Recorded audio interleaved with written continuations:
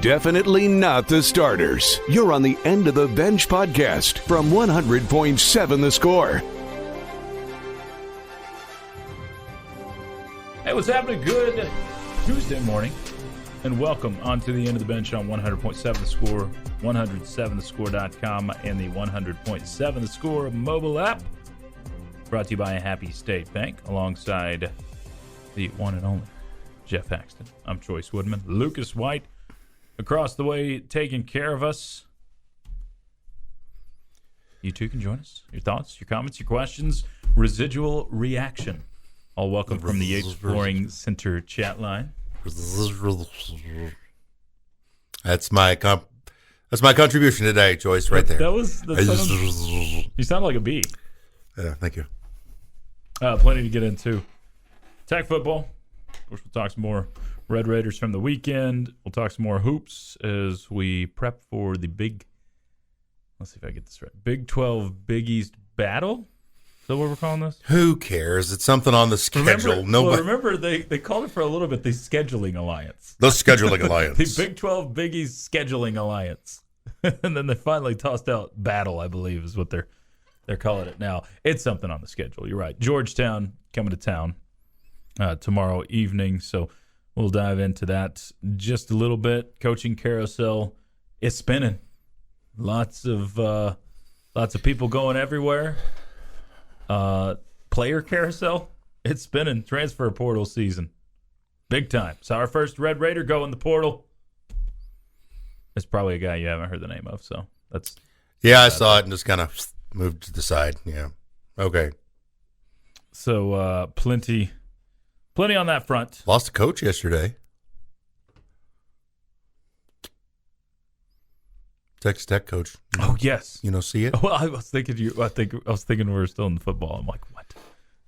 Tennis coach. Which assistant? Yeah, Danny Whitehead resigns.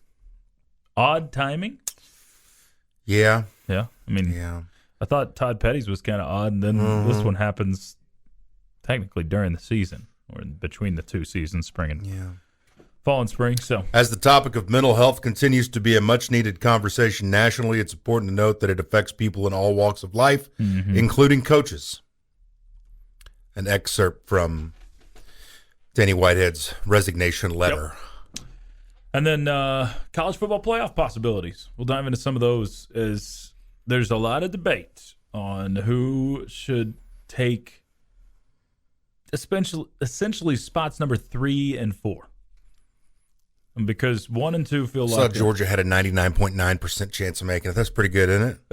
Is there a possibility that they can't, they get to lose 99-0? I guess so. In the SEC championship, I'm trying to think of any possibility where they don't get in. Flu outbreak. Okay. Flu outbreak. Okay. Wouldn't that be something if you took those odds? I'm going to bet Georgia's not going to make the playoff, and they all say, "Oh yeah, we're just too sick to play." If anybody ever gives you 10,000 to 1 odds, take them. Take it. If John, I hope we kick the hell out of these Iranians today. I got that on my mind. Iranians. Yeah, we got the World Cup going today. A chance to get to.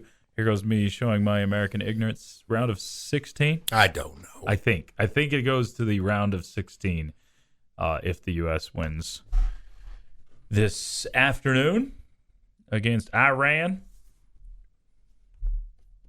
How's your day going so far? Iranians. You annoyed by that? Yes. How do you say the host country? My wife and I were going back on Qatar, gutter, guitar. Guitar. Gutter. I heard an actual guy say it because we searched it last night after we had the. She's like, it's Qatar. I'm like, it's Qatar. And apparently this guy goes like, Qatar. I'm like, it's like you hit a speed bump with your mouth. Qatar. He's like, technically in our language, these 3 letters don't exist in English. I'm like, okay. These 3 sounds don't even exist in English. Like, all right, good to know. Did you so see we're going to where go with guitar. Spencer Rattler's going to transfer again? Do you see you're duped? Is that really? You got duped too. Really? Yes. I'm not the only one, because this morning I had written it down to talk about. I went to double check it. It was a fake account. Boy. Thanks, Elon. This is the worst part of Elon. I'm a fan of, him. Golly, man. Going It looked against the grain. official. It did look official. And that I've been sounds duped so on the air easy. before. It's so easy. But, getting duped on Twitter is going to happen a lot nowadays. Right? I mean, I am right. Google the whole Spencer Rattler thing. I think that's how I discovered it this morning. Okay. Don't worry about it. I get it. No, I thought so too. I thought he was going to end up in Nebraska. I'm like, whoa, that's interesting. There's about 300 people that got duped too here. Yeah. Oh, plenty. Yeah. Husker Corner. Fake Spencer Rattler tweet gets Husker fans fired up.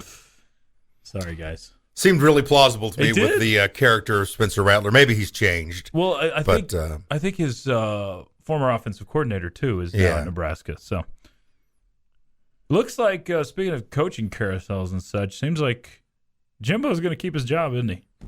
Oh yeah. I mean, he absolutely took that Maserati that he had down there and drove it straight into the ditch. And he still gets to keep his job because they're paying the lease payments on the Maserati still. Can't afford it. We need to stop rushing the field, period. Take it out. Like everybody? No more. We Armed as guards. in Texas Tech or everybody? Armed guards set up. Like across Perimeter. the country, right? Across, You're not just talking Texas Tech. Yeah. I mean, I'm normally let them have fun. Just go for it. You do you. But in general, yeah, I get it. We had another guy punch someone this weekend. Yeah, Oregon. Oregon punched an Oregon State fan. But again, you can't just say whatever you want either. I'm not condoning the actions, but it is funny how ballsy people get when they're down there. It's like, this guy is twice your size, and you're going to mouth off to him right after he just lost a close game. Brilliant idea. Brilliant. Again, violence isn't the right thing, but stupidity sometimes deserves what it gets. So I think I agree with you. No more. I don't know. It's so much fun. I get it. It's done. For why? Because of that happening? Think of all the things that have happened this year alone. What incidents am I missing? We had one on your field Oh, yeah. That's kind of a big one. that had another one, and who knows what else didn't get captured on camera. Sure, yeah. We're just talking about what's on camera. So, wow. Yeah. Okay. So is Tech's paying? I don't know. Does Tech pay a fine every time the field is rushed, or every time an incident happens when the field is rushed? It's supposed to be every time you rush the field. That's what I thought, but I don't ever see. We haven't anything seen go this into one. the public. Yeah, We haven't seen this one.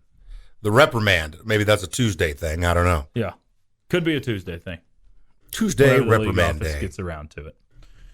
All right, plenty to get into. Hopefully the league office gets around to throwing us a schedule. That'd be nice sometime in the next, I don't know, today or tomorrow.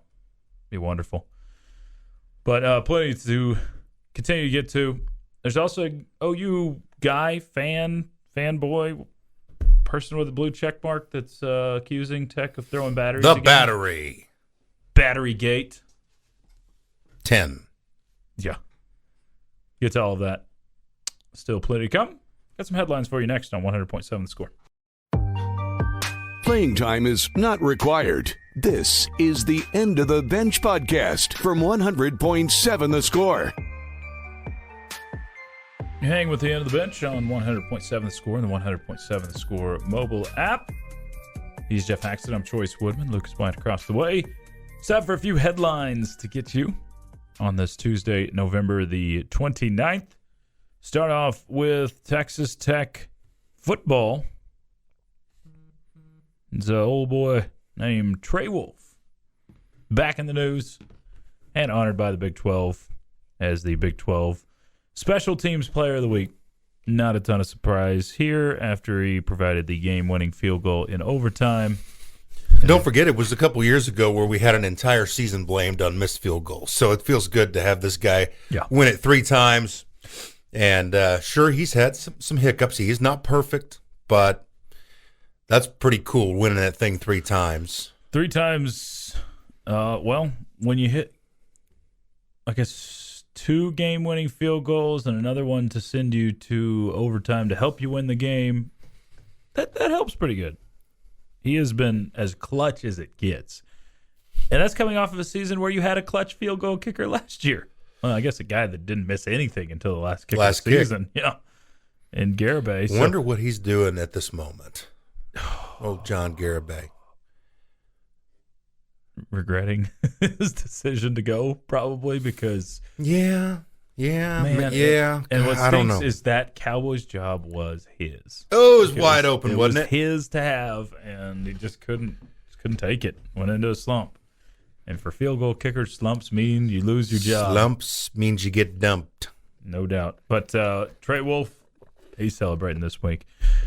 Got 3 field goals, 1 expiring seconds of the first half, 1 to send you to overtime. All 3 were big kicks. I mean, really important big kicks.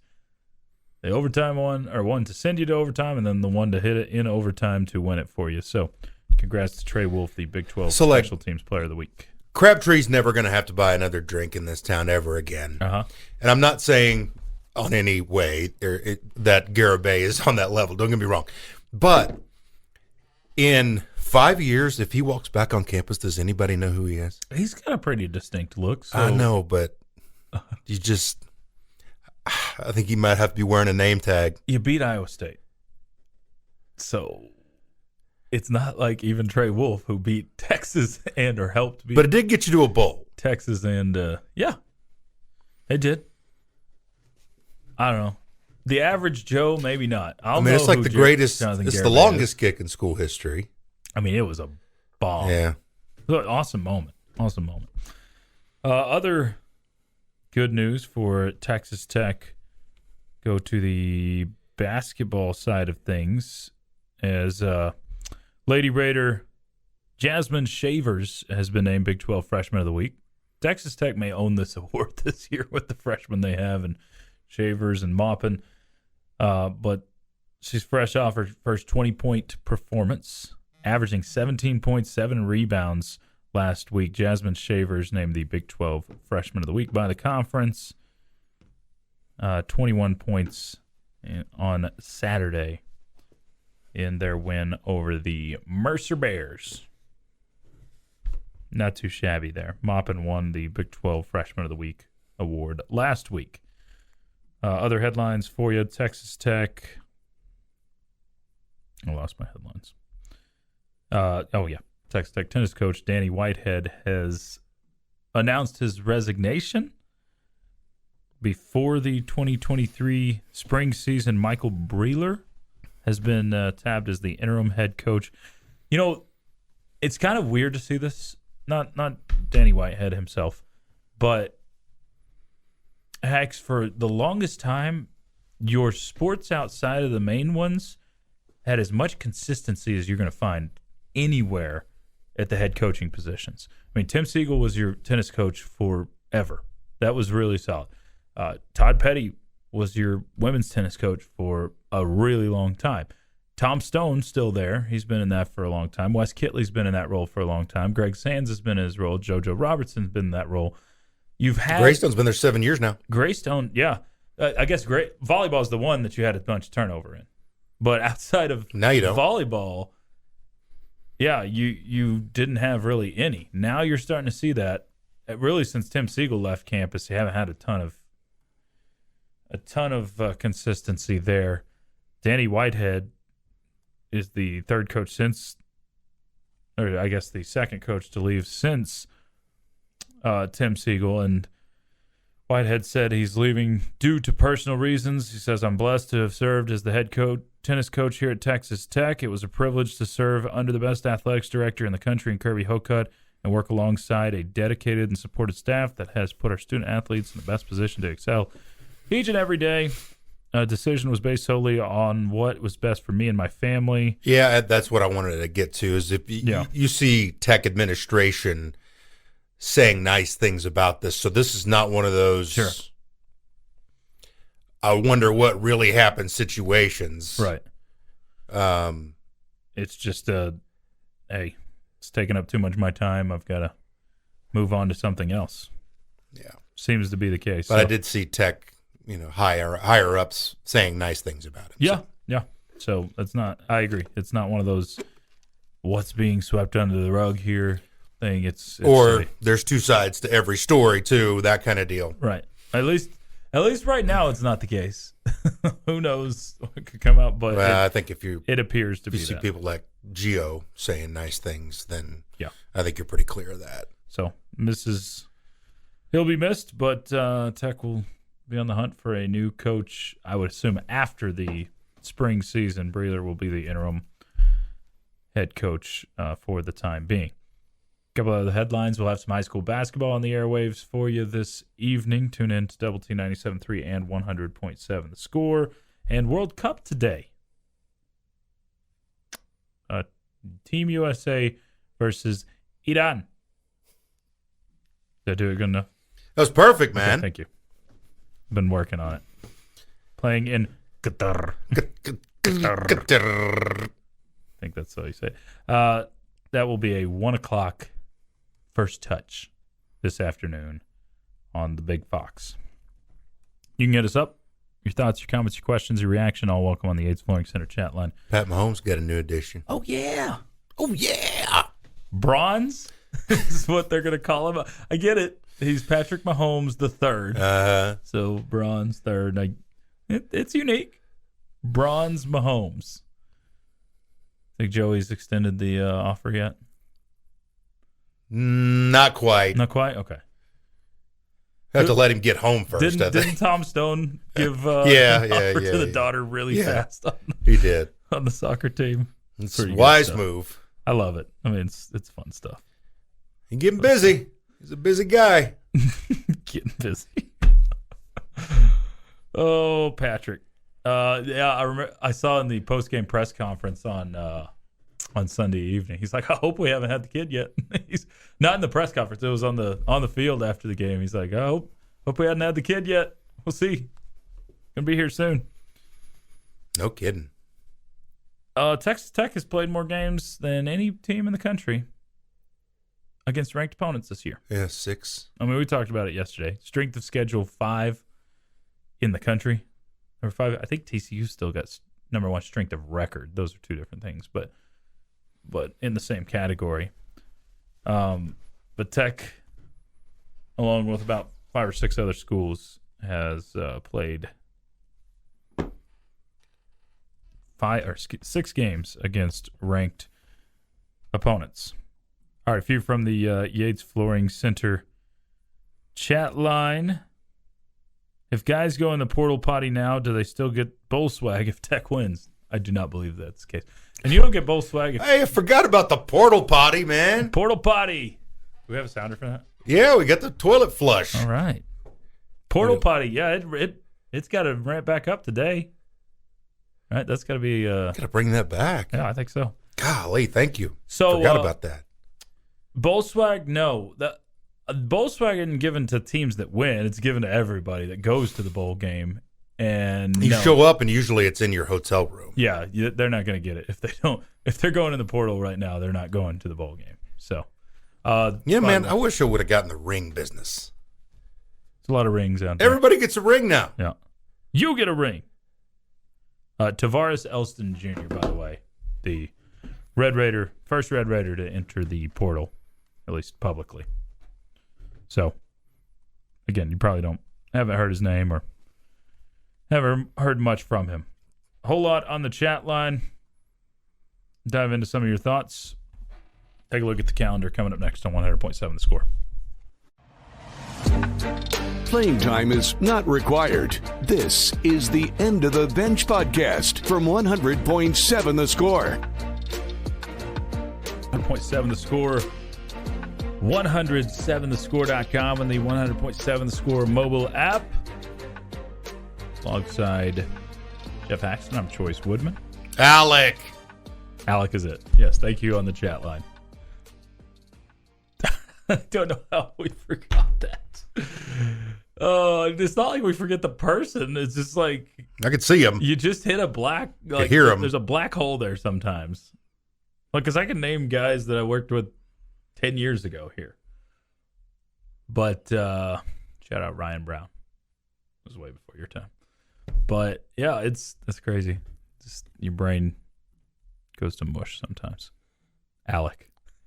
He was the wee guy for sure. I definitely remember that. Oh, he came up with some funky questions too on the Burning questions. Well, no, he was in the afternoon at the bottom line, so he had take versus take. Oh yeah. He had some fun ones. All right, so the college football playoff hacks. We will learn who's in on Sunday. Also get to learn Texas Tech's bowl fate, which all signs point to Orlando. Have seen the couple out there that have you in the Alamo Bowl. I guess the one scenario that Tech would play in the Alamo Bowl would be if Texas is like, hey, we played here a couple of years ago. We really want to go out of the state. Or I guess there's a second scenario where the Big 12's like, screw you, Texas. You're leaving us. Tech, we're going to let you pick your bowl I don't game. think that happens. I don't think so either. I think it's more likely the first, where I guess if Texas was like, yeah, we'd really rather, make this more of a destination trip and go to Orlando, then you would flip-flop with them. But again, almost all signs point towards Texas Tech playing in the Cheez-It Bowl. We'll find out officially on Sunday, which we also find out the college football playoff. The top two teams seem like you can chisel those, right? Without any question. That's Georgia and Michigan. Yeah, they can lose in their conference championship games. Still in. And they're going to be in.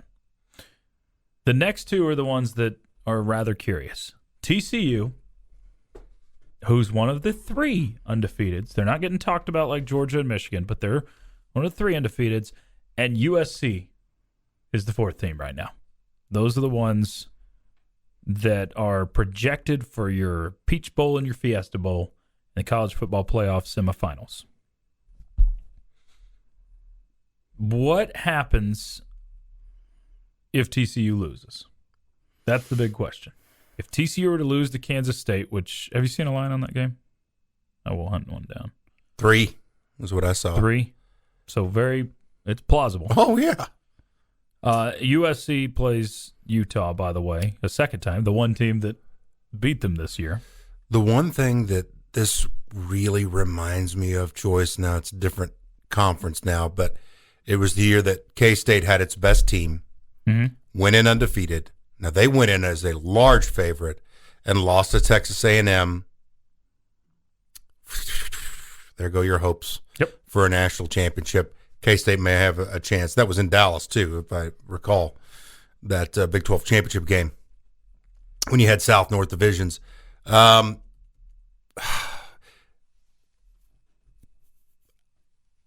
don't see a way they get in if they lose. I just don't. The requirement of the Big 12, if you're not OU and Texas, isn't this weird? That's what we've been told. Isn't this what weird? We know. That this is. I think it's the case. Well, we may get to find it out. We may get to test it. Yeah. But you have to be perfect to get in. If you're not, or everybody else has to have 2 losses. I mean, that would be it. So what we would essentially see. They want to get Ohio State in there over TCU. Ohio State in there, and that's who's knocking on the door right now. 11-1 Ohio State. They lost their only game to Michigan. So, what about the scenario of USC and TCU losing? Does TCU hang around then, or does 10-2 Alabama get in? Oh man, I tell you what, or does 10-2 Tennessee get in? They can't get in after the South Carolina game. They can't get in. Get out of here with the Volunteers. Don't belong. But no, so what would your prediction be if TCU and USC both lost? TCU. You think TCU would get in over a 2-loss Alabama? Mm-hmm. I think that would be the right thing. But if I was a TCU fan, I'd be holding my breath. I would. I think I agree with you in all those scenarios. Michigan and Georgia can go lose this weekend, and they're just fine. No surprise. Big name, big conference, big conference. I guess the one scenario for both of those is if they lose by 50. Because that's the one catch, right, that we've had in this whole college football playoff. Remember, it felt like, was it TCU that was penciled in? TCU, right? I think they were in the 4th spot in 2016. 16? And then Ohio State goes and beats Wisconsin 59-0 in the conference championship game and leapfrogs. Yep. TCU. So that's I guess there is still possibility with enormous results in these conference championship games because we've seen that happen once. But if you have an enormous result in the wrong direction for a blue blood, probably won't matter. Probably. It's such a fascinating setup that we have because, again, I'll say this probably once a week for the rest of till 2024. You have 4 teams playing for 5 Power 5 conference spots. Something doesn't fit there. So it makes it interesting, but it's still stupid because you should easily have 5. So in this scenario, the winner of the one that I'm outlining, if you had 5 spots, an ACC team would get in and doesn't feel very deserving this year. A Clemson, or I guess they played North Carolina in their conference championship game. Conference champions. I think when we get to a 12-team scenario, Hacks, what's going to be interesting in that conference championship week, much like we get in college basketball, is the bid stealers. Like, because Kansas State, if they were to win this weekend, they would go take that spot in the Big 12, and then you'd have to have TCU in there, and there would be bid stealers. That would be kind of interesting. Or North Carolina if they beat a Clemson. So my guess is that one of those 2 teams is going to lose this weekend. TCU or USC. Make it interesting. I'm kind of hoping for both just to see what happens. I like turmoil. But we'll see. Drama's what I'm rooting for. Plenty more on the Yates Flooring Center chat line from you. Hax has the highs and lows. He'll bring us those next on 100.7 The Score. Definitely not the starters. You're on the End of the Bench podcast from 100.7 The Score. Time for a few headlines. What you need to know, part of the End of the Bench on 100.7 The Score and 107thescore.com. He's Geoff Haxton. I'm Chois Woodman. Jackson Frazier behind the glass. Hax will start off with, the non-sports news. Jackson just sent me a movie poster for Cocaine Bear. It says inspired by true events. I feel like Jackson's trying to punk me. Is Ashton over there? No. Okay. No, Is this a real thing? Where's Ashton? I'm pretty sure it is because I've heard about it before seeing that. Okay, what is the premise of a movie called Cocaine Bear? I think it's a bear hopped up on cocaine. Oh, you know what? Okay, I do remember hearing a story about that where a bear got into some cocaine and went crazy. And this turning this into a movie? Yep, rated R, 2023. Have y'all heard about like the action Christmas thing. movie? Action Christmas movie? Called Violent Night. I have seen that. Oh, and it's like Santa's like with a sledgehammer. Oh, yeah, I've seen the advertisements for that. One more bit of sad news to pass along. This one hurts. Ranger Trevette has died from Walker, Texas Ranger. Also in Die Hard. Also in Top Gun as the guy who replaces Goose. That's who I had pictured, but Clarence Gilliard Jr. dies at the age of 66. oh. No cause of death given right now. But, dang it. Ranger Trevette. It's one of my heroes growing up. All right, some other headlines for you, sports-ish related. Let's start off with the coaching carousel tracker. The latest firing, Marcus Arroyo. Yeah. From UNLV. It's a tough job. When do we stop seeing firings? And head coach wise, because I know A&M fired their offensive coordinator yesterday. Head coaches, it's got to cut off probably today or tomorrow, right? You'd think. Like, I mean, well, if you get beyond like Wednesday of the week, it's like, what are you waiting on? Yeah. I mean, because you should know whether you're going to fire someone or not, for the most part. Not everybody's got to take the Texas Tech route, you know. No, you're right.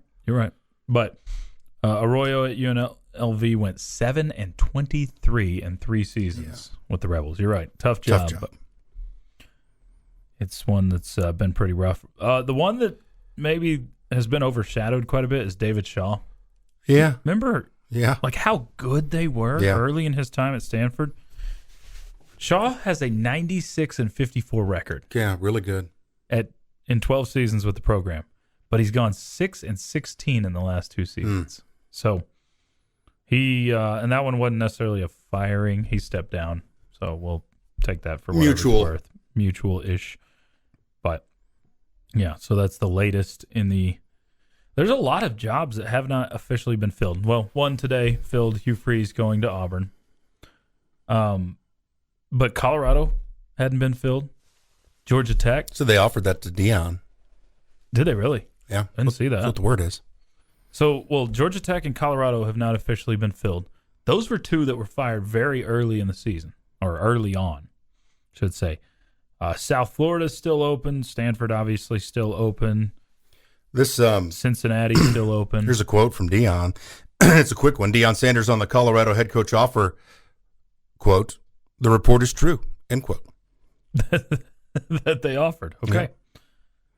Yeah. Colorado Buffaloes offered him. I think that's smart. I would hire Deion in a heartbeat. Right now, for sure. Yep. Very interesting. Undefeated, he didn't end up at TCU last year. Undefeated, yep. Man, he's like basically a brand that goes wherever he goes when it comes to recruiting. Like you have brands you recruit to. He's his own brand where, man, I want to go play for Deion. Headlines for you. Trey Wolf named Big 12 Special Teams Player of the Week after hitting 3 pretty important field goals. Hit one at the expiration of the first half, hit one at the expiration of regulation, and the expiration of the game in overtime. 3 clutch field goals. I was thinking, did he hit all 3 with zeros on the clock? No. One of them had 3 seconds left on the clock. But still, that's pretty crazy. 2 of them had no time on the clock and one with 3 seconds left. Did you see Kevin McCullough didn't play last night for Rock Chalk? Injury-wise? Don't know. Ooh. Already trouble? I hope so. Sorry, that's not good to root against kids, but they're not kids. They're rich. They're professional athletes at this point. Another one for the Lady Raider basketball team. Jasmine Shavers named Big 12 Freshman of the Week after her good week in Las Vegas, including a career-high 21 points in the win over Mercer. So congratulations to Jasmine Shavers. She is the second Lady Raider in as many weeks to win Big 12 Freshman of the Week. Bailey Maupin won it last week. High school basketball on the airwaves for you tonight. Friendship and Monterey. I believe that Monterey girls basketball team is ranked number 1 in the state. I believe that's the case. They'll play at Monterey tonight at 6 o'clock. Boys about 7:30, both on Double T 97.3. Lubbock Cooper doubleheader will be Idalou in the girls' game at 6 o'clock and then Seminole in the boys' game at 7:30. You can hear those games here on 100.7 The Score. Danny Whitehead has resigned from his position as the Texas Tech men's tennis coach. So Coach Whitehead cites family, mental health, those sorts of things, saying he just wants to spend more time with the family, and got to respect the decision there. So Breeler will take over as the interim head coach. And don't forget, T-minus about a buck and a half, hour and a half, till, do they call it kickoff? Or just going first touch? First touch. First touch for the World Cup. USA versus Iran today at 1 o'clock. This is as I understand it, it's a win or go home scenario. I don't know if ties can get you through or not, but win or go home for U.S. against Iran. You two can join us. Those thoughts, the comments, the questions, all welcome on the Yates Flooring Center chat line through the 100.7 The Score mobile app. Someone said, doesn't mean trouble for McCuller. He just injured a lot. Doubt it's a DNP coach's decision, but he'll miss plenty with injuries, I bet. Suck it, KU. Texter's words, not mine. But I echo that. Groin injury, apparently. Okay. Yeah. For McCuller. It begins. And it begins. Man. I'm trying to think. I don't know that there's an individual I've rooted harder against since Baker Mayfield than Kevin McCuller. It's like guys transfer, and then some you're like, man, I really wish he wouldn't have, or man, wish you the best. There's only been 2 instances. Like Josh Mballa playing for Alabama all of a sudden. Right, yeah. But there's only, like, even Namari Burnett. I'm like, man, it sounded like he had some bad people in his ear. Yep. Hope he has success elsewhere. But there's people I'm like, man, two people. It's been Baker Mayfield and Kevin McCuller where I'm like, I don't want you to have success. I hope you crash and burn when it comes to that.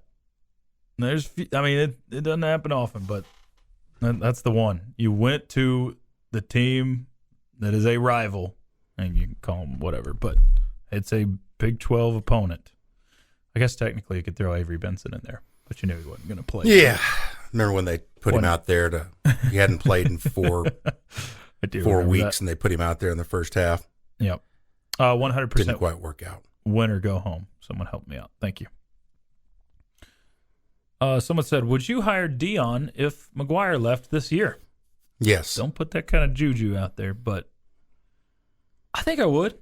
I think Dion would be a smart hire at this point for anybody, especially now that the questions of like NIL out there, like that's not a problem when it comes to paying players or anything like that. It's legal. There was a time where if you had Dion as your coach, you'd be trying to hide him. Right. Now you'd be pushing him out there right at the front. Yeah. Absolutely. Front step of the athletic program. All right. Plenty more to dive into. I want to get to some basketball. Looking ahead towards the Chois. Patrick Ewing coming to town tonight. Red Raiders and Hoyas tomorrow. So we'll talk some basketball coming up next. Still plenty of room for your questions. Ask the Benchwarmers. About 20 minutes away, so get those questions in. It's the end of the bench on 100.7 The Score. Playing time is not required. This is the End of the Bench podcast from 100.7 The Score. That's right. It is time for Ask the Benchwarmers. Hit us up. Your questions, your comments. Oh, welcome. Questions in particular right now. On the Yates Flooring Center chat line. Call us up on the Benchmark hotline, 806-771-0973, or you can tweet us at 107 The Score. All right, let's start with this one. Hax. Do you know where the question went? Somewhere along the chat line. It's in there. I know it. I saw it. Hax, do you still get starstruck, or do you get starstruck when you see guys like Patrick Ewing up close? No. Have you ever? Yeah, when I was in my mid-20s and going to some of these places for the first time, because there was a pretty, abrupt turn in my professional life when you were doing Class C, Class B, Class A high school basketball. Sure. To Division I and going to some big places and playing big teams because you always need to pay games and that sort of thing. So, yeah. A little bit of that.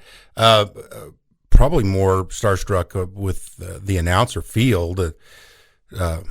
Now peers, you would say, but seeing some of those guys out, that would sure, but not anymore. No Ewing though. Doesn't do it for you. The Ewing shadow, I've told that story before, where he walked by and this huge shadow cast over me. I was like, what could that have been? And I was like, it's an airplane. Oh, it's Patrick Ewing going by. That was about 2007 or 8 when that happened. So Eric on Wheels asks, will Kevin McCullough expect a warm welcome back to Lubbock when they play here? I don't think so. I think you know the answer to that, Eric. Maybe. I don't know. I think Chris Beard did. He expected one. You're right. He really, how was he so shocked? I don't think he was shocked by the time it happened, but he was shocked by the lead up. It's like, really? Do you know what I did for you? McCullough, I think, I would guess, maybe he's very dense and doesn't understand what's coming, but he saw that environment when Chris Beard came back. So sure, he was I'm thinking he will know jumping around and having fun in it. What he's walking into. Who knows? He may have a groin injury when that happens. Yeah. So he may not participate. Choice may run over his ribs in a pickup game. You would think the competitive fire would be there to want to, but then he transfers to Kansas, and you wonder if there's any competitive fire. It's all about the money, boys. Or parents. Benchwarmers, top 3 rappers of all time. You know what show you're asking? Tupac, 1. Eminem, 2. Biggie, 3. You can tell how old I am. Yeah, mine are all going to be in that range. Jay-Z, I'm not putting them in order. Jay-Z, Eminem, and probably Pac. I'd probably put Tupac there. Jackson Flags and Wagon? The same as Hax, but switch out Biggie for Lil Wayne. So Tupac, Eminem, Lil Wayne. Okay. You only Jay-Z fans? Where's the other question? I do want to ask Jamie's question that he used today. Who on the football team most outperformed your expectations, and who underperformed to your expectations for them this year? Okay, all the tight ends underperformed. I think Taj Brooks underperformed for the hype that we were giving him in the summer months. Okay. I'm not saying he was bad, but I think he underperformed what our expectations were. Overperformed Trey Wolf. That's a good one. I thought Sir Roderick overperformed what we were thinking for him. And Tony Bradford and Jalen Hutchings. Man, those two really good for you. And then Tyree Wilson, Well, I mean, you could even say he overperformed. Like, there were high expectations coming in, but I don't think people thought he'd be a first round or high first round draft pick like he's projected. I would go.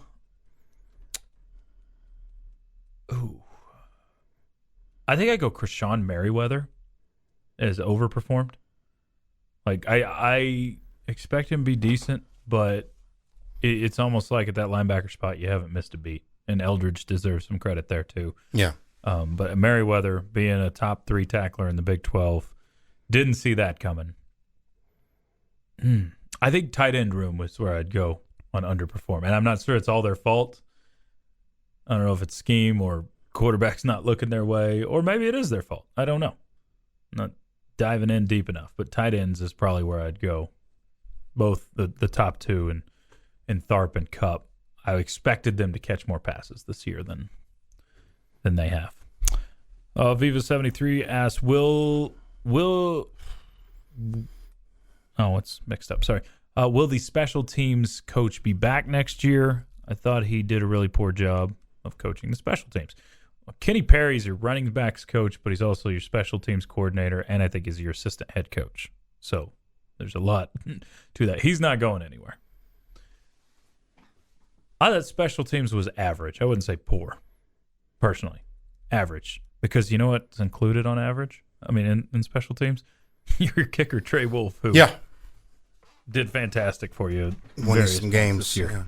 McNamara finally settled in last 5 games or so. When they said, we're going to let him just let loose and hit bombs, he finally started to hit some bombs. He still probably had a few more of the shanks than you would hope for, but I think McNamara is still top 15 in the country on his net punting when you go there. So it's hard to say that that's a bad performance special teams wise. So, yeah. Early you did some dumb things in your special teams. Yeah. You caught some punts inside the 4 and made decisions to bring footballs out when you shouldn't have. And I think some of that got shored up. This question, Benchwarmers offensive MVP and defensive MVP for Tech football this year. Defensive, I think you got to go Tyree Wilson. Yeah. I mean, he affected so much in the game.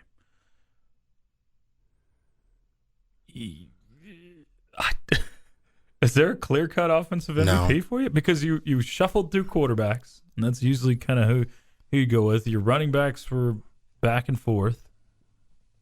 No receiver stood out above the rest. Do you pick an offensive lineman? No. I honestly, I don't know. Donovan Smith. I mean, he did it all for you. Caught one. He helped win some threw games. one. He rushed one. Beat Texas. I Beat don't Texas. know. That's a tough one. Your third string quarterback is That's a your tough MVP? One. That is a tough question. Because I don't know that, usually there's a year where it's like, this is your best offensive player. Last year. Does that say something that you won 7 games and we can't identify even close offensive MVP? I think you could take it 2 different directions. You could say, well, you're really balanced on offense, or you could take it the other direction and say, hey, you had no superstar. Well, that's what I'm saying. He still won 7 games. Yeah, I think it does say something. But last year, I mean, who's your best player offensively? Putting you on the spot here, but who's your? You got to get the ball in his hands. Play for the Dolphins. The receiver, Eric Izikama, right? I mean, it's pretty. Keyshawn Carter. Keyshawn Carter, a couple years back, but most years, Duffy. Most years you could point to a guy and say, that's your best player on offense. He's the one you need to have the ball in the hands. This year, I just don't think you had one. Hopefully you can add to that. What you need next year, hopefully bowl game, is Bradley to become a consistent player. He showed flashes this year. Someone said, how can you call Donovan Smith the third string quarterback? Who called him that? I did. It was a little tongue-in-cheek. Well, no, right now he would be. Thank right? You. Yes. Technically, he is your third string quarterback in terms of going every snap. He would be your third option. I believe Barron was ready the last game, so that's how you look at it. I don't know. But he's also your utility guy that can do anything you ask and the best teammate on the team. So we'll probably see some more of that bowl time. Hope so. That's it for us. Appreciate all the thoughts, comments, questions. Someone mentioned Nehemiah Martinez. He was a big piece for you. Yeah. Overachieved. Too. Yep. It's a good one. For Geoff Haxton, Jackson Frazier, I'm Chois Woodman. You've been tuned in to the end of the bench on 100.7 The Score. Y'all hang around. We've got the bottom line headed your way next. This has been the End of the Bench podcast from 100.7 The Score. Go to 107thescore.com for more from the Double T Sports Network.